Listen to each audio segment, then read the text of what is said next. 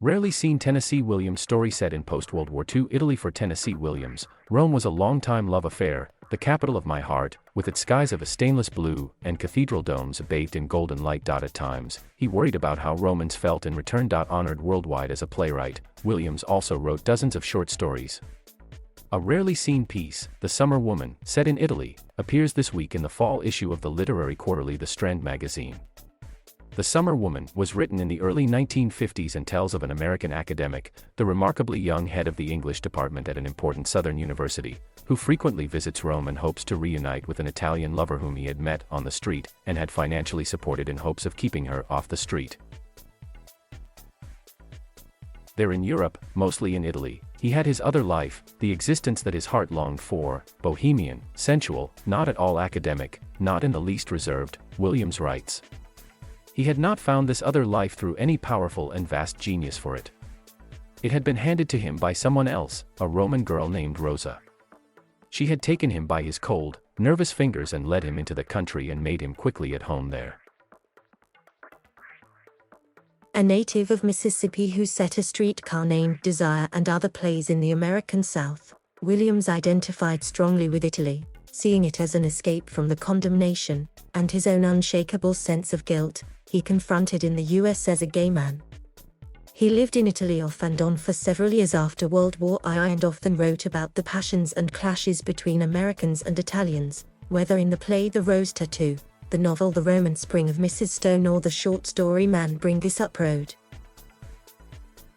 Robert Bray, founding director of the Tennessee Williams Annual Review, noted that Williams' attachment to Rome became highly personal. His partner Frank Merlo was of Sicilian descent, and he formed a close friendship with Italian actress Anna Magnini, who starred in the film version of The Rose Tattoo. Bray said Williams was enamored of the sexuality exuded by young Italian men and the easier relationship between men than back at home in the more constrained US. But The Summer Woman is a snapshot of a country still recovering from the war and no longer welcoming to Americans. The protagonist remembers once hearing friendly shouts of "Hi, Joe," but this time is greeted with calls of Coco, a slur referring to a biological weapon, carcobacillus, that Americans were rumored to have used in the war against North Korea. He wonders what happened to the people who seemed sweeter than in other countries. This is a dimension of Williams that I think most readers haven't had much knowledge about, says Strand managing editor Andrew Gully.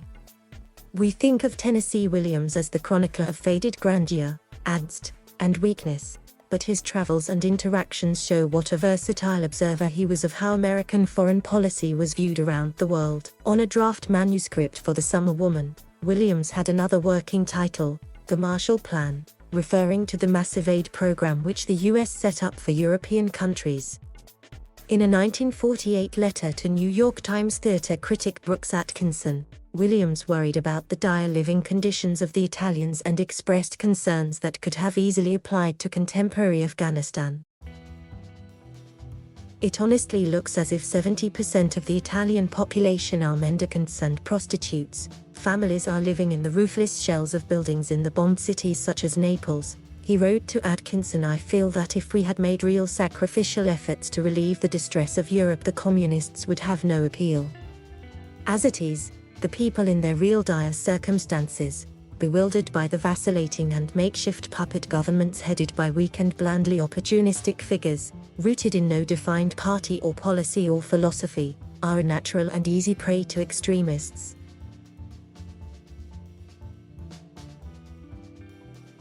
Thank you for watching.